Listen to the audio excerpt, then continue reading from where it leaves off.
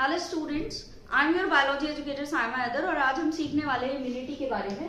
Immunity हमारी body की वो एबिलिटी होती है जो किसी भी पैथोजन को हमारी बॉडी में ग्रो करने से या एनकाउंटर करने से रोकती है। अब हमारी बॉडी में दो तरीके की इम्यूनिटी पाई जाती है, इन्नेट इम्यूनिटी एंड दूसरी होती है एक्वायर्ड इम्यूनिटी।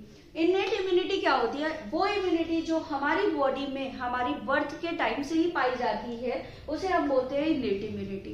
अब ये इन जनरल इम्यूनिटी होती है। इस इम्यूनिटी में कोई भी स्पेसिफिक नेचर नहीं होता तो इसको हम नॉन स्पेसिफिक इन नेचर बोलते हैं। अब क्योंकि इन जनरल माइक्रोब्स के लिए होती है तो इसकी एक्टिविटी भी काफी फास्ट होती है। तो अब इसकी बात अगर हम करें कि इन्नेट इम्यूनिटी कितने टाइप की होती है, तो here is 4 types: physical barrier, physiological barrier, cellular barriers and the cytokines.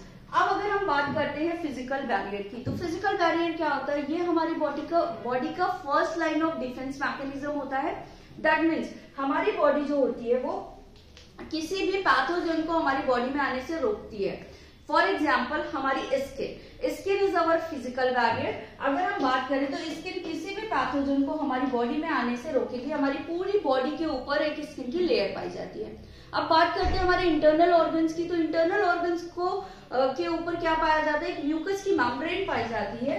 ये म्यूकस मेम्ब्रेन जो होती है वो किसी भी पैथोजन को एनकाउंटर नहीं करने देती है इंटरनल ऑर्गन्स को। अब ये आपकी जो म्यूकस मेम्ब्रेन है ये हमारे गैस्ट्रोइंटेस्टाइनल ट्रैक्ट या रेस्पिरेटरी ऑर्गन या फिर यूरोजेनिटल ट्रैक्ट में पाई जाएगी। दूसरा बात करते हैं हम फिजियोलॉजिकल बैरियर की। ये physiological barriers are some secretion. यहाँ पे कुछ सिक्रीशंस होते हैं, अगर हमारे बॉडी में पैथोजन आ गया है तो उसको ये वहीं पे किल कर देंगे। फॉर एग्जाम्पल जैसे ही हम खाना खाते हैं हमारे स्टमक से HCl का सिक्रीशन होने लगता है जो किसी भी माइक्रोब को ग्रो करने से रोकता है। या फिर हमारे टीयर्स एंड सलाइवा में आपने सुना होगा कि पाए जाते हैं लाइसोजाइम। क्या है ये lysozyme? Lysozymes are the enzyme. ये एंटीबैक्टीरियल होते हैं नेचर में। अब ये क्या करेंगे? जैसे ही कोई बैक्टीरिया हमारी बॉडी में इन्फेक्शन करने के लिए या पैथोजन एनकाउंटर होता है, ये उसकी सेल वॉल का लाइसिस करा देते हैं, तो ये उस माइक्रोब्स को ग्रो करने से रोकेंगे। नेक्स्ट आता है सेलुलर बैरियर्स। तो सेलुलर बैरियर्स आपने सुना होगा WBCs यानी कि व्हाइट ब्लड सेल, जो कि क्या करती है? फागोसाइटोसिस कर लेती है किसी भी पैथोजन की, जिससे कि वो फर्दर इन्फेक्शन ना कर पाए।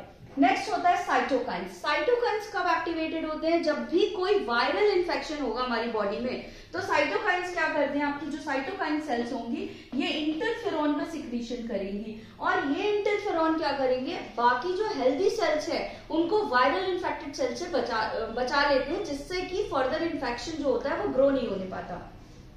अब बात करेंगे हम एक्वायर्ड इम्यूनिटी की। तो एक्वायर्ड इम्यूनिटी क्या है? जो लाइफ टाइम में धीरे धीरे जब भी हम किसी माइक्रोब से या पैथोजन से एक्सपोजर करेंगे हमारे अंदर डेवलप होती है, उसको हम बोलते हैं एक्वायर्ड इम्यूनिटी। अब ये कैसी होगी? आपकी स्पेसिफिक इन नेचर होगी क्योंकि ये किसी स्पेसिफिक पैथोजन के लिए डेवलप हो रही है। दूसरी बात, जब ये किसी स्पेसिफिक पैथोजन के लिए डेवलप हो रही है तो हर बार एक स्पेसिफिक पैथोजन के लिए एक स्पेसिफिक इम्यूनिटी डेवलप होगी, तो और ये इस पैथोजन को पहचानेगी, रिकॉग्नाइज करेगी, तब इम्यूनिटी डेवलप करेगी। तो इसकी जो एक्टिविटी होगी वो स्लो इन नेचर होगी। अब बात करते हैं यहाँ पे एक्वायर्ड इम्यूनिटी की। तो ये दो तरीके की होती है, ह्यूमरल और दूसरी होती है हमारी सेल मीडिएटेड इम्यूनिटी। अब डिटेल में हम इसका मैकेनिज्म पढ़ते हैं कि ह्यूमरल या एंटीबॉडी मीडिएटेड इम्यूनिटी या सेल मीडिएटेड इम्यूनिटी वर्क कैसे करते हैं।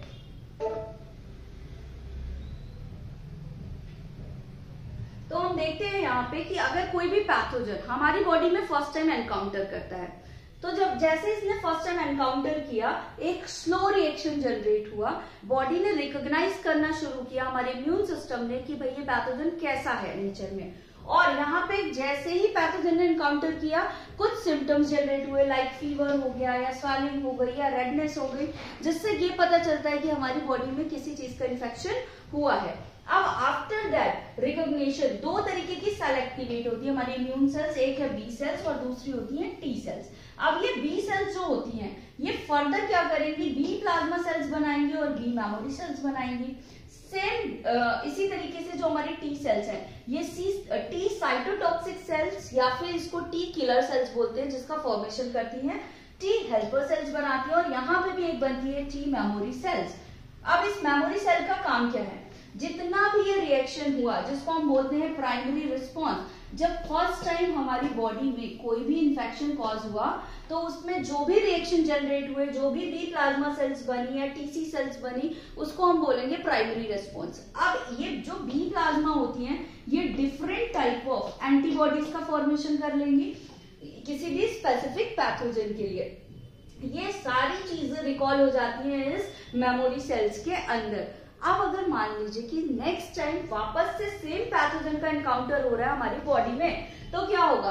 अब बॉडी को अभी पता चल चुका है कि ये पैथोजन किस तरीके का है और उसके लिए कौन सी स्पेसिफिक एंटीबॉडी बनानी है। तो अब ये क्या करेगा? देर नहीं लगाएगा, क्योंकि सब कुछ रिकॉल है इस बी मेमोरी सेल्स और टी मेमोरी सेल्स के अंदर। तो ये सीधे बी प्लाज्मा सेल्स का फॉर्मेशन कराएगा और जल्दी जल्दी यहाँ पे बहुत सारी एंटीबॉडीज डेवलप हो जाएंगी जो कि स्पेसिफिक पैथोजन को किल कर देंगे। ये वाला जो रिस्पॉन्स है हमारा, जो सेकेंड टाइम जनरेट होता है, इसको हम बोलते हैं सेकेंडरी रिस्पॉन्स। अब यहाँ पे ये जो एंटीबॉडीज डेवलप होती हैं स्पेसिफिक टाइप की, ये आईजीएम टाइप ऑफ एंटीबॉडी होती हैं।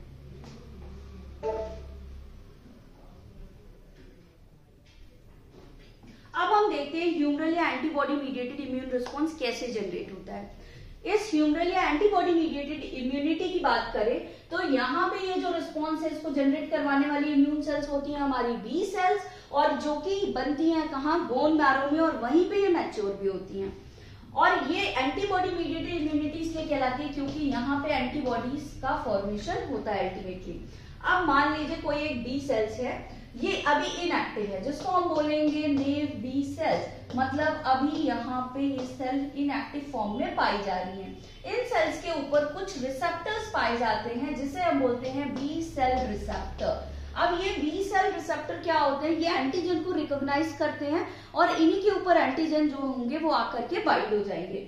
जैसे ही कोई माइक्रोब्स आया और इस बी सेल से यहाँ पे बाइंडिंग हो गई रिसेप्टर से, ये कहलाएंगी हमारी activated B cell. That means हमारी अब जो बी सेल है वो एक्टिवेट हो चुकी है।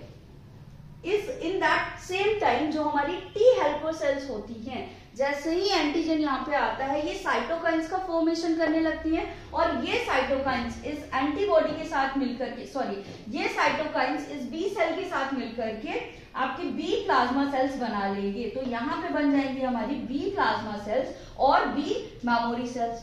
तो अब यहाँ पे क्या होगा? जैसे ही ये बी प्लाज्मा सेल्स बनेंगी, ये डिफरेंट टाइप ऑफ क्या करेंगी? यहाँ पे स्पेसिफिक टाइप ऑफ एंटीबॉडीज का फॉर्मेशन कर देंगी जो कि इस स्पेसिफिक पैथोजन को बाइंड करेगा और किल कर देगा। अब ये सारी प्रोसेस इस बी मेमोरी सेल्स के अंदर रिकॉल हो चुकी है। जैसे ही इस पैथोजन का दोबारा से एनकाउंटर होगा, ये सीधे बी मेमोरी सेल्स अब ये वाली एंटीबॉडी का फॉर्मेशन कर देंगी और ये पैथोजन को बाइंड करेगा अपने पैराटोप से और फिर उसको किल कर देगा। तो ये पूरा सिस्टम था हमारा एंटीबॉडी मीडिएटेड इम्यूनिटी का, जिसमें अल्टीमेट हम एंटीबॉडीज बनाते हैं with the help of B cells and with the help of cytokines, और किसी भी पैथोजन से अपनी बॉडी को इम्यून कर लेते हैं। होप सो आपको ये पूरा लेक्चर समझ में आया होगा। Thank you.